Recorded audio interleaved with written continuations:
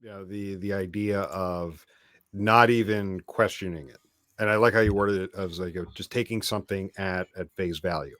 Um, I've been talking with the team here, a couple folks on the team, and that topic has come up in discussions around working with clients. And the way I phrased it to them is get to the question behind the question. So a client comes and says, "How can I do X?" And I mean, it's one thing to say, okay, you could do X this way. The better thing to do is, well, what are you trying to get at? Because that's going to surface. Is X the best way to do it? Is there another way that's even better to get what they're getting at? Or is X the completely wrong way to go? But again, and this is no fault of the person asking. It's why teams like us exist, is to get to, well, what are you actually trying to get at? Because you may have read X is the best way to do it, or people have found success using X, but that's not really the way to go. Yeah, and that's why data literacy is so critically important. I mean, obviously, if you're in an analytical role, it should be assumed. It should be, that should be the foundation that you work from. But You would think. real, you would hope, you would think, but Yeah. really, any role, it's important to have a level of data literacy because it doesn't matter what role you're in, data is part of your job, whether you can see that or not, whether you want to admit that or not.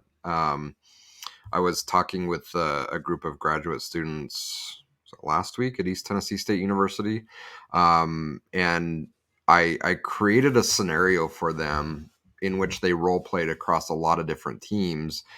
And one of the questions or one of the things that I talked about is like, well, I'm in creative. Like, what does this even matter? And it's like, because it doesn't matter if you're in creative, in software development, in an executive role, in customer support role, any role that you go into, there is a data component to it. And if you don't have the ability to understand data and ask pointed questions about the data, you're going to struggle within your role.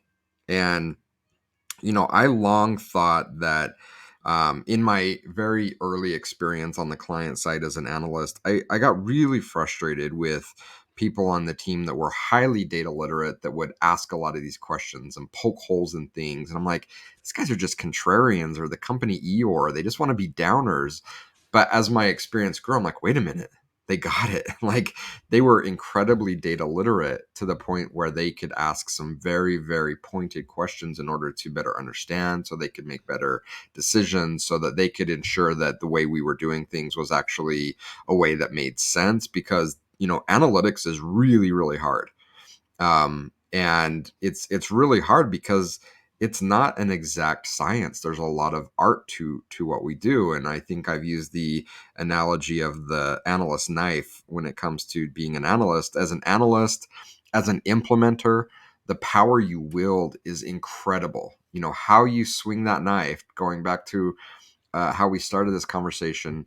You can start with the same set of data. You can start with the same set of ingredients, deli cuts and cheese, but the way that you slice it and put it together is absolutely going to change how that sandwich tastes. The way how you slice the data, the way how you put it together is absolutely going to change how that data looks and the story that it tells.